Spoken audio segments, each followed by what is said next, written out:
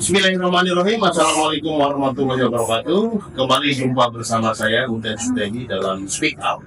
Nah, kali ini kita kedatangan tamu seorang tokoh politik di wilayah Tangerang Selatan dan Banten, Bapak Robert Usman. Selamat datang Pak Robert Usman. Ya, sama-sama Kang Uten. Babin gemukanya sih. Lagi cuaca berubah. Udah lama nggak ketemu ya. Iya. Ini jadi sekarang udah ini ya, kemarin pas pelantikan anggota baru Pak Robert sudah Iya, nggak duduk lagi ya. udah sejak hari Jumat itu udah berganti ya. Diganti. Jadi istirahat. Aktif sekali ya di tim sukses ya, Iya, yang dikenal dengan tim sukses Ibu Airin gitu. iya. Itu sejauh mana sih hubungannya dengan Ibu Airin, begitu gigih itu perjuangannya buat Ibu Airin? Jadi begini ya, kalau buat saya pribadi, ketika kita berada di mana, maka kita harus komit dengan keadaan yang ada, kan gitu ya.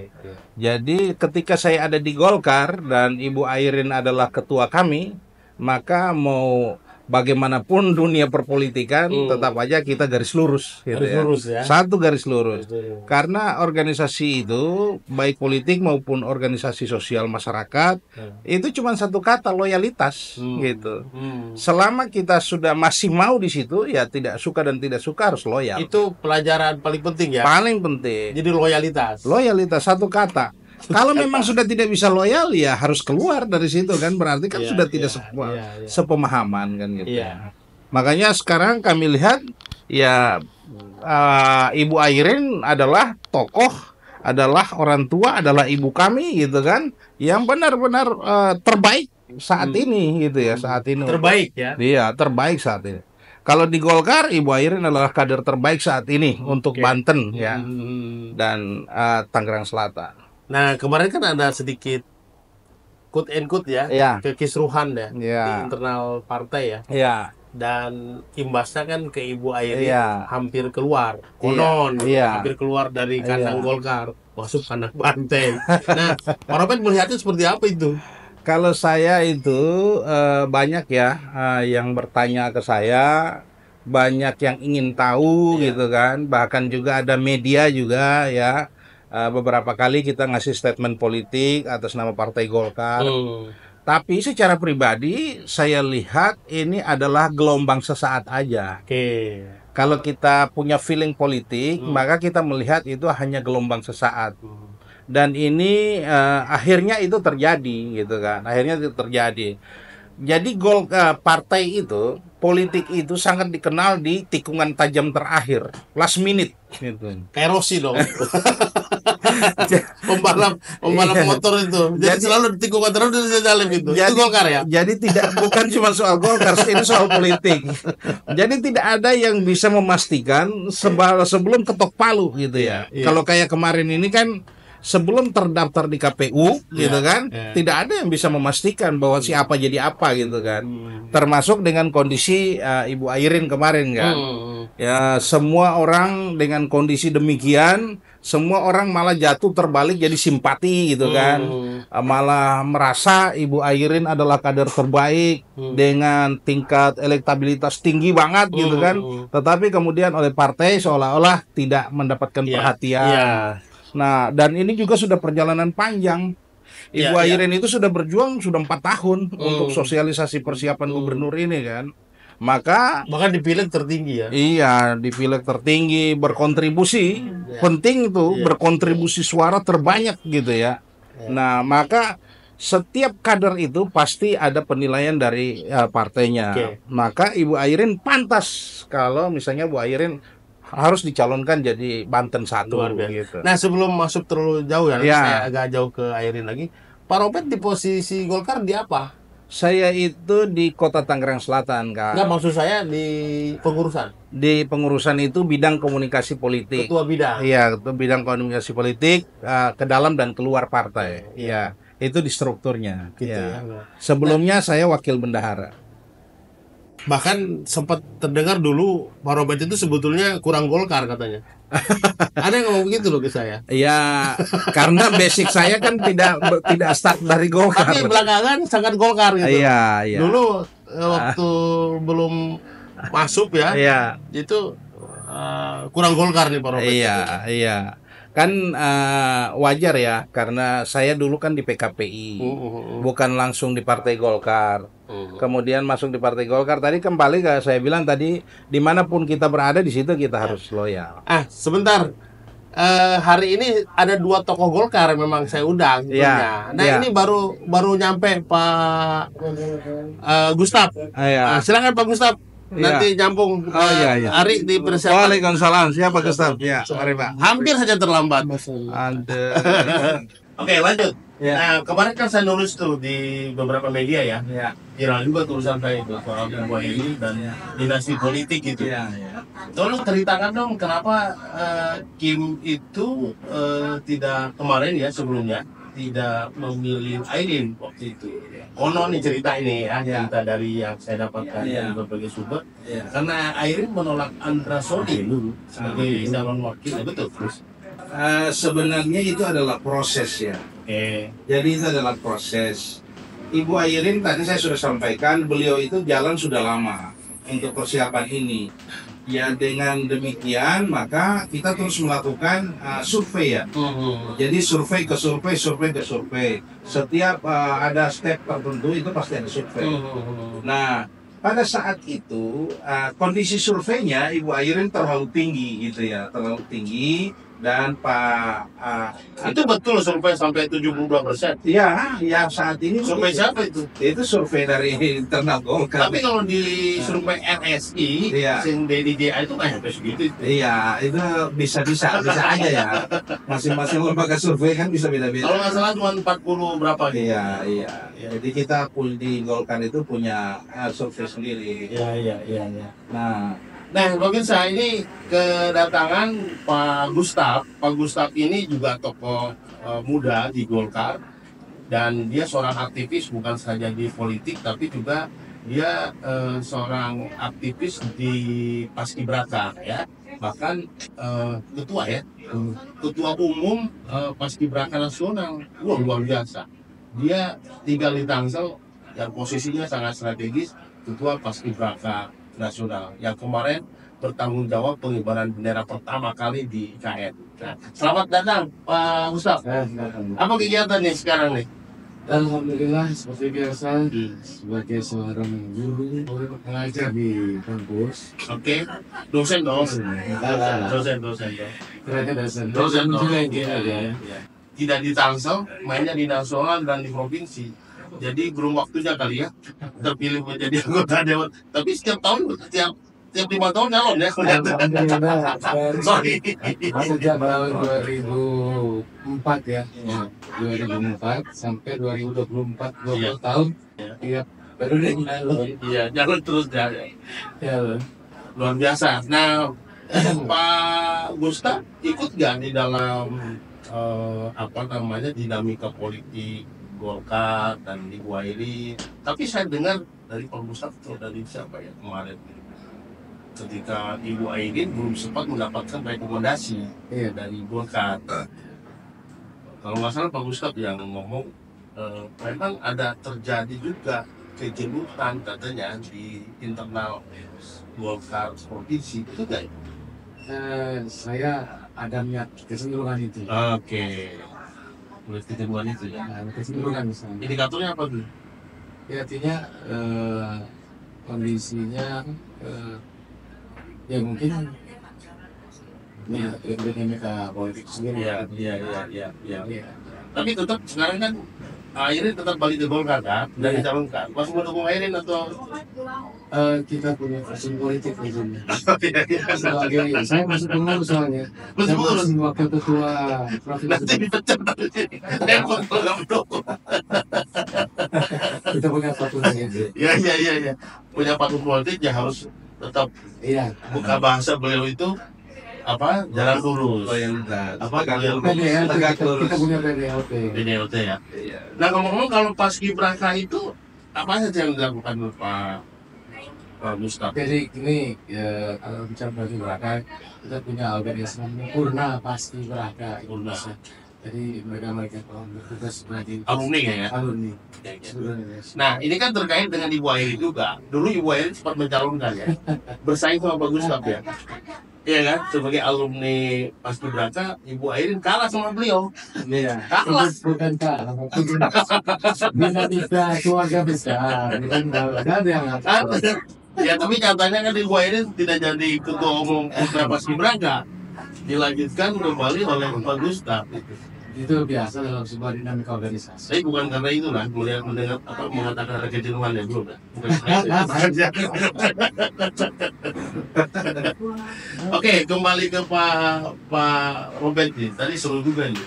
Ya, Jadi Ibu Airin itu tidak ikut Agrasoni itu cuma dinamika saja. iya dinamika sehingga tadi saya bilang ya ada proses. Oke. Nah proses ini terlalu cepat ditangkap ya, terlalu cepat ditangkap oleh yang non Airin ya, kubu non Airin, sehingga karena mungkin waktu gitu ya mereka mempertimbangkan waktu dan segala macam, lalu mereka seolah-olah Ibu Airin tidak suka atau tidak mau, padahal politik itu mengalir berproses gitu ya. Hari ini tidak suka, besok suka gitu kan. Dan itu yang terjadi sekarang gitu kan. Tadinya heboh Golkar tidak memberikan rekomendasi Bu Airin, ternyata kan dapat rekomendasi. Iya. Nah inilah yang perlu sehingga pemahaman bahwa Ibu Airin tidak suka terhadap Andra Sumi itu tidak benar. Iya. Tidak benar. Jadi tidak dalam politik itu tidak ada like and dislike. Yang adalah kesamaan gitu kan. Iya. Adalah kesamaan tujuan gitu. Begini, kan isu bukan di internal ya, isu di luar ini. Kenapa Kim dan sejumlah kalau nggak 10 partai ya, Ya. tidak merekomendasi Airin? Ini silakan nanti jawab sampai saja. Karena unsur yang paling besar itu persoalan dinasti, Ya. dinasti politik di Banten. Ada kecenderungan di Pak elit politik di Jakarta. Kan sekarang ini kan yang menentukan kan bukan partai konon, tapi para dewa-dewa politik, bahasa kita ya dewa politik. Iya. Itu ada kecenderungan tidak terlalu menghendaki terlalu dominannya Iya. pengaruh dinasti itu.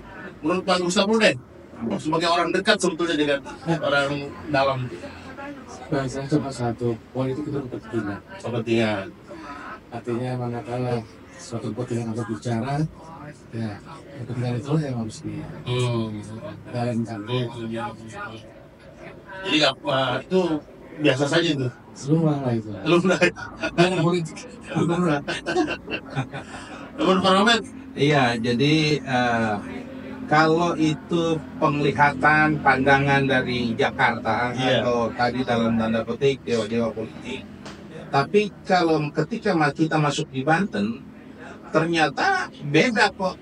Ketika Ibu Airin tidak mendapatkan kesempatan kemarin, ternyata empati masyarakat Banten dari berbagai ini itu malah timbul gitu. Iya. Nah ini yang benar yang mana gitu? Iya. Ada kejenuhan terhadap dinasti. Kalau kita melihat dinasti itu subjektif ya, jadi itu terserahlah tafsir orang masing-masing gitu kan. Tapi kenyataannya putra-putra terbaik Tangsel itu ya memang ada di lingkaran keluarga Ibu Airin, ada Ananda, ada yang lain-lain ya. Kalau di sini ada Pak Pilar Saga Iksan, Iya. dan akhirnya bisa berbuat, Iya. bisa mengabdi buat daerahnya gitu. Apa salahnya gitu?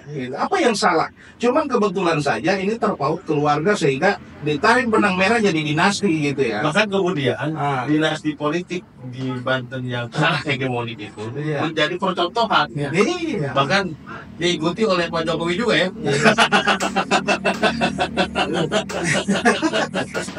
Betul nggak itu? Jadi gini ya, jadi asal mula terciptanya dinasti itu karena satu frekuensi ya, Oke. satu frekuensi. Iya. Jadi kalau anak tentara biasa bapaknya tentara, anaknya juga jadi tentara kan. Gitu ya. Gitu. Ada anak dokter biasanya jadi dokter juga, ikutin bapak, keluarga itu yang namanya. Jadi kalau keluarga politisi pasti anak-anaknya juga politisi. Sama dengan saya, kakek saya punya darah ini yang anggota DPR dulu gitu kan. Ya tidak menutup kemungkinan anak cucunya jadi anggota DPR. Jadi pemahaman dinasti ini harus kita rumuskan, dinasti yang mana dulu. Kalau selama dia positif ya nggak apa-apa, masyarakat merasa ada manfaatnya. Ya, saya setuju itu. Dinasti kan bukan hanya di Indonesia saja. Kalau kita di negara-negara paling demokratik ya, paling demokrasi, kayak di Amerika kan ada dinasti juga kan. Misalnya George Bush, terus sebelumnya juga John F. Kennedy.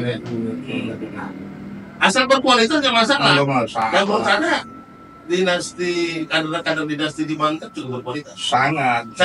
Kita bisa lihat satu-satu gitu kan ya. Semuanya dibuka kok, terbuka kok, apalagi era kekinian gitu ya. Semua bisa kita lihat figur-figurnya siapa-siapa. Dan ternyata memang bisa berbuat kok, baik di tataran nasional, di tataran Banten, di tataran Tangsel. Kita lihat masyarakat punya kepuasan ini loh, tinggi loh. Menurut Pak Gustaf gimana?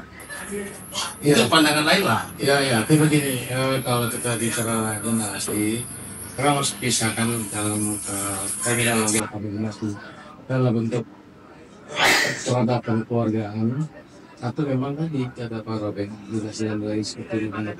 Ada bukan dia anak saya tidak memakan saya, tapi ada apa namanya darah itu. Bahasa tentara itu nyata tentara ada ketentaraannya di situ. Itu maksudnya terahnya itu. Nah, kalau kita bicara misalkan dinasti dan nanti kekerabatan itu ada unsur pemaksaan di dalamnya. Kalau yang terjadi di Banten? Sepengetahuan saya masih berjalan pada Bukan kekerabatan, tapi karena ada unsur darah. Ada pengaruh seperti itu. Sehingga ya tadi uji cobanya di masyarakat. Uji coba di masyarakat tuh masyarakat akan menilai fakta-fakta yang memang ada juga sudah banyak. Berarti diujinya di Pilgub ini kan? Di Pilgub ini. Kan sekarang quote and quote musuh politik air ini kan mengangkat isu itu. Ya kan? Pasti dong. Pasti karena itu titik kelemahan dari sisi dari moral politik, sisi kelemahan pasti ada itu. Nah, akan diuji kan? Bukan akan diuji, sudah teruji, sudah berulang-ulang. Sudah teruji berulang-ulang. Jadi isu itu sudah kalau misalnya ada rivalnya Airin yang nanti diumumkan oleh dinasti oleh KPU KPU Banten. Ya saran saya mubazirlah hal isu itu kita angkat gitu, bukan isu yang bukan sesuatu banget gitu. Tapi akan terus diangkat itu. Nggak masalah gitu. Justru orang masyarakat malah jadi jenuh. Gini, gitu. Kenapa itu diangkat ya? Kenapa itu diangkat? Pengamatan saya karena ada ekses lainnya yang ngikutin, misalnya soal praktek korupsi misalnya, kemudian soal KKN gitu loh. Itu kan biasa yang suka melekat dengan Ben Pilar. Tapi di sampingnya ada Andersoni gitu. Ini kan terkait dengan gabungnya sejumlah partai kepada kepada Ben yang itu adalah bagian dari Kim.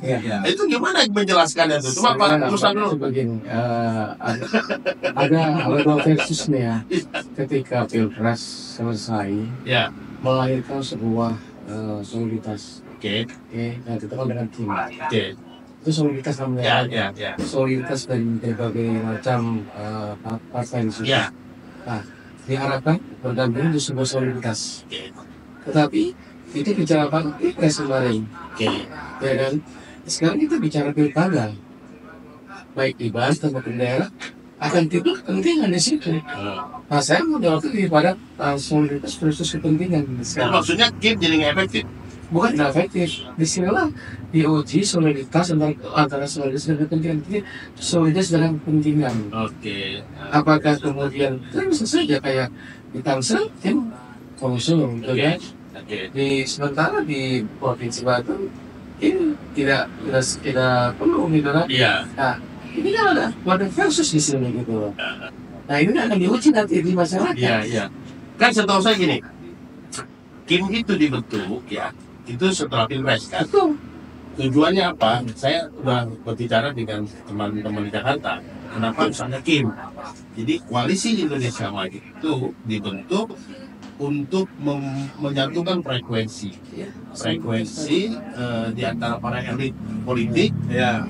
yang bekerja sama untuk membangun negara ini dari daerah sampai pusat. Ya. Kira-kira gitu. Ya. Karena selama ini distribusi kebijakan gitu ya, karena tidak satu frekuensi dengan para elit itu selalu ada hambatan gitu loh. Kira-kira gitu.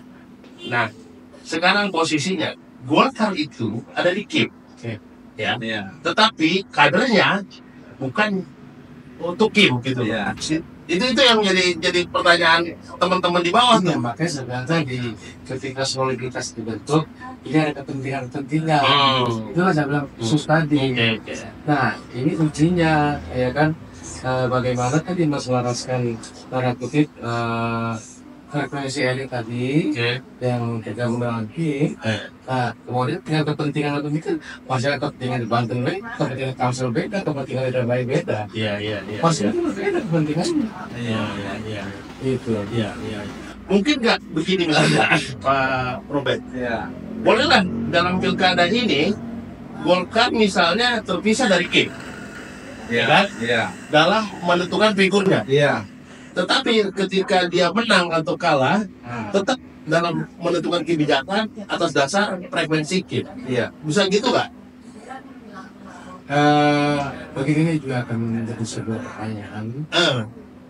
Saya contoh ya, Banten provinsi Golkar dengan PDIP. Ya. Ya terus. Ya berarti kan terus. Ya. Yang berbeda. Nah, bagaimana menyatukan ini? Ya. Nah, saya belum bisa jawab sekarang. Iya. Nanti masa waktu dalam menjawabnya apakah ada frekuensi yang sama? Kan sebenarnya begini, yang saya tahu bahwa Kim ini betul adalah untuk menjaga visi dari 2045. Ya, betul. Itu tujuannya. Tujuannya negara maju Iya, ya, 2045 tujuannya itu. Tapi kan Indonesia emas lah. Indonesia emas. Nah, kalau PDIP punya frekuensi yang sama, saya pikir tidak masalah. Artinya kalau PDIP punya frekuensi sama-sama ingin membangun, tidak masalah juga gitu. Perbedaan kendaraan biasa. Gitu banget ya. Iya. Tapi gini ya. Intinya kita berpartai itu kan karena kita ingin memanfaatkan dan menghidupkan demokrasi kan gitu ya. Nah, tadi sampaikan beliau bahwa ini bicaranya kepentingan karena politik. Nah, ini tidak bisa kita lepaskan juga dari proses pemilihan presiden kemarin. Gitu kan. Contoh di Banten ini kan Ibu Airin ketua tim pemenangan Prabowo Gibran. Ya kan, Golkar menjadi ketua tim pemenangan Prabowo Gibran. Nah, kemudian setelah menang pasti dong ada apa ya, penyamaan rasa yang tidak ini kemudian tidak kita sadari menjadilah Kim, gitu ya. Nah, tetapi kearifan di lokal masing-masing, faktor budaya, faktor lain-lain itu tidak bisa menjamin bahwa Kim itu bisa utuh gitu ya. Dan sekali lagi kembali ke kepentingan. Maka ini masyarakat pada saat itu mulai galau nih bahwa ada pemasungan demokrasi Indonesia di Indonesia. Termasuk demo kemarin juga dengan masalah Kim ini. Kim ini berbahaya buat demokrasi. Makanya adalah yang menggugat kemudian kan ke MK. Nah, putusan MK ini benar-benar menyelamatkan demokrasi sehingga itu yang bisa mencairkan semua kecurigaan, semua kekhawatiran dan sekarang semua terurai ini. Mau di daerah mana ya, hampir di semua daerah terurai. Jadi tidak ada lagi Kim Angsi itu nggak ada. Kemarin itu arahnya malah Kim Plus. Gitu kan, yang lain seolah-olah kota kosong semua. PDI doang. PDI doang gitu kan. Bayangkan kalau di daerah itu tidak ada kader PDI yang bisa dicalonkan, berarti semua melawan kota kosong. Demokrasi apa yang kita harapkan? Gitu. Oke, betul begitu, Pak Gustaf. Apa Kim itu merusak demokrasi? Saya tidak sependapat kalau bahwa dilihat lagi tujuannya dulu. Yang dibutuhkan kita itu solidaritas dalam rangka tadi pencapaian yang 2045 ini. Iya. Ada saja kalau dibilang untuk mendukung demokrasi, enggak juga. Ya, ya. Ya, Sebenarnya tidak merusak demokrasi karena belum terjadi. Ya, karena belum terjadi. Dia cuma menjadi ancaman buat demokrasi kita. Enggak juga. Jadi gini, saya setuju dengan Pak Ustadz nih. Jadi KIM itu bukan untuk membunuh demokrasi, tetapi meningkatkan kualitas demokrasi. Kalau misalnya gini kan, apa artinya kita punya kebebasan sebebas-bebaskan, seperti zaman, tapi tidak terkontrol, kebablasan. Akhirnya konflik terjadi di mana-mana, gesekan ide, penguras energi terjadi di mana-mana. Akhirnya berimpact kepada pembangunan tidak efektif. Kira-kira, nah, yang ingin dilakukan KIM itu membuat efektivitas, gitu Iya. loh. Distribusi ide, distribusi gagasan, kebijakan maupun eksekusinya, kira-kira gitu. Itu ada tahapannya kan. Kalau tahapan pemilu, tahapan pilkada, itu kita belum bicara masalah itu. Itu nanti terurai karena apa ya? Intinya semua kita ini cinta Indonesia. Iya kan? Kita cinta Indonesia, nggak ada yang ingin menghambat pembangunan itu, nggak ada. Oke. Nah, persoalannya ini gubernur di sini orang siapa dulu? Gitu. Gubernur wali kota di sini siapa dulu? Nanti bicara pembangunan tahap berikutnya, gitu. Makanya ada wakil-wakil kita di DPR, ya. Wakil-wakil partai di DPR. Itu nanti akan terurai tuh. Semuanya, misalnya ya, dibentuk satu pansus ya. Pansus ini kita sepakat semua, tapi di pansus berikutnya kita bisa berbeda, gitu kan, di DPR itu. Nah makanya, ya tadi disampaikan oleh beliau, antara kepentingan dan pertemanan itu akan terus berirama, gitu kan. Nah sesuai dengan situasinya, gitu. Ya. Makanya KIM itu dikhawatirkan akan ada kelompok tertentu yang begitu kuat, gitu, dan menguasai, dan kemudian sudah aspirasi masyarakat yang lain seperti tidak kedengaran. Ini bicara aspirasi, gitu ya. Oh, udah semangat betul ya. Iya. Iya, karena pembahasannya itu makanya gitu ya. Nanti Robert tidak suka KIM gitu ya. Ya gitu, tidak suka. Betul lagi dia diangkat lagi. Sekarang nanti sukses kan? Diangkat lagi sampai gitu lagi. Nah gini, ini Airin itu sebagai figur yang lagi top di sisi kalkulasi politik berdasarkan suara, dia kan dikepung sekarang. Iya. Ya kan, kalau nggak salah bergabung PDI sama Golkar itu 28 aja ya kursi ya. Iya. Sementara 9 partai Iya. itu saya itu ada sekitar 60-an. 64. 64 Iya, iya. 62. Iya. Nah kalau dari kalkulasi itu kan bisa kalah itu Airin itu. Gimana itu Pak? Dia bagus dulu. Ini kan dua-duanya nih orang dalam nih yang berjuang menegakkan jalan lurus Golkar. Iya, iya. kalau kita membaca secara apa namanya kesatuan, Iya, iya. kelihatan seperti seolah-olah ini sudah ada kekuatan besar. Iya. Tapi ini politik, Bung. Ini politik, Bung. Nah, nggak bisa dikalkulasi secara matematis. Artinya apa? Bahasa saya bahwa elektabilitas, popularitas tidak sebanding dengan intensi yang enggak. Kita akan berbanding lurus. Ya, kalau itu yang kedua juga meskipun tadi ada kekuatan partai sebagai kendaraan, kalau tidak efektif di masyarakat tidak bisa. Artinya apa? Ini juga ada keterkaitan dengan berbagai hal dalam perkara khususnya. Iya. Satu masalah tidur. Oke. Itu pasti. Ya. Ya, bagaimana penerimaan masyarakat terhadap itu tersebut. Ya. Biar bagaimanapun seorang figur itu tidak terlepas dari celah-celah. Apapun si A, si B, si orang akan melihat celah-celah kekurangan. Bukan kelebihan akan Airin dianggap. juga punya kekurangan. Manusia lain punya kekurangan. Iya, oke. Pasti ada. Oke. Nah, kekurangan inilah yang akan dihantam. Oke. Itu akan menjadi juga faktor pengurangan. Ya. Pemahaman kekurangan. Sehingga dengan demikian, kalau kita kalkulasi, wah Bu Airin bakal menang, belum tentu. Bu Airin bakal kalah, belum tentu. Jadi gini ya. Gini kan. Ah. Jadi ini ya melanjutkan nih ya. Jadi kita kasih contoh ya. Contohnya itu Pilkada Tangsel pada periode yang lalu, waktu menjadikan Pak Ben Pilar pertama. Itu Golkar itu dikeroyokin semua partai, Golkar sendirian. Oh ya, itu kan Tangsel ya. Iya, skop kecil. Justru di skop kecil ini pertarungannya yang lebih terakhir gitu. Iya. Jadi kalau pemilihan itu skop kecil ini yang lebih nyeri gitu kan. Kalau sakit banget gitu. Nah, Pak Ben Pilar itu cuma satu partai dikeroyokin. Jadi pertanyaan kata beliau tadi, apakah ada jaminan partai-partai yang ada di sini itu kemudian penumpangnya itu ada di situ juga, gitu kan? Nah, itu yang fenomena di masyarakat yang sampai saat ini masih sedang kita pelajari. Terus ini apa fenomena apa yang terjadi seperti di Tangsel? Tapi begini, saya dapat kabar juga dari pusat sana ya, teman-teman Jakarta. Sejak dipegang oleh Bahlil ini, Pak Bahlil ya. Ini soal Kim dan non Kim ini, termasuk juga figur-figur di pilkada. Itu katanya di dalam Golkar agak terbelah juga. Betul nggak? Kalau kita melihat di waktu lapangannya memang ada tukar posisi sebenarnya.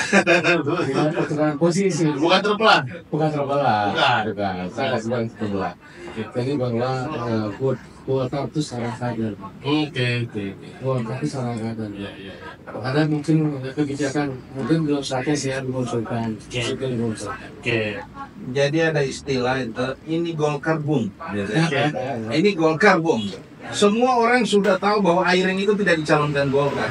Ya, di last minute itu Airin tetap Golkar is Golkar gitu kan. Bahwa Airin adalah kader Golkar itu tidak bisa diapa-apain gitu. Makanya tetap diambil oleh Golkar dan tetap digolkarkan gitu. Karena kontribusi Airin yang luar biasa terhadap Golkar. Jadi udah berapa persen yakin Bu Airin menang? Kita semua berikhtiar ya. Jadi kita semua berikhtiar dan semua kita optimis ya. Mungkin kelompok di luar Ibu Airin juga optimis. Ya, kita juga optimis. Tetapi siapa yang tidak kenal Airin hari ini di Indonesia kan gitu ya. Kira-kira. Seperti itu. Jadi, Pak Gustaf yakin Airin menang atau malah tadi belum tentu? Dulu politik Bu. Ya, nggak bisa dikalkulasi secara matematis. Meskipun survei mengatakan sekitar 60%, 30%. tapi kalau saya tegas ya, saya bilangnya kita Golkar ya. Saya bilang ini Airin tinggal menunggu dilantik. itu benar Be. Airin itu Ada yang yakin sekian 100% lebih deh. lebih gitu. Lebih ya? Lebih. 100% lebih bakal menang. Nanti tergerus ya 100% mentoknya. Tapi Airin itu tinggal menunggu dilantik gitu. Luar Kita biasa. sebagai kader Golkar punya kewajiban untuk memenangkan. Ya. Tapi bahwa menang atau tidak bukan urusan kita. Nah, gitu bro. Kalau saya menang atau tidak ya tergantung kerja kita, kerja politik kita. Kita sebagai kader Iya. wajib memenang. Wajib menangkan. Kita menangkan. Iya. Pokoknya sekali lagi kan, Airin itu tinggal dilantik. Gitu. Tinggal nunggu jadwal tahapan pilkada selesai ya, sampai pelantikan. Karena kita tidak mungkin cuma sekedar memenangkan saja. Kalau tidak dilantik buat apa? Gitu. Soal player tadi yang ada gambar Bang Ben Pilar sama Androsoni itu nanti aja ya, kita bahas. Baik pemirsa di rumah dan di mana saja, begitulah obrolan singkat tapi menarik dengan dua kader Partai Golkar, dua tokoh muda dari Tangsel dan Banten yang luar biasa ini. Terima kasih Pak Gustaf sudah bisa mampir ke tempat nongkrong kita di sini. Terima kasih Pak Ben. Luar biasa, sukses betul ya. Mudah-mudahan nanti jadi anggota dewan lagi. Amin. Pak Gustaf juga sehat selalu. Ya.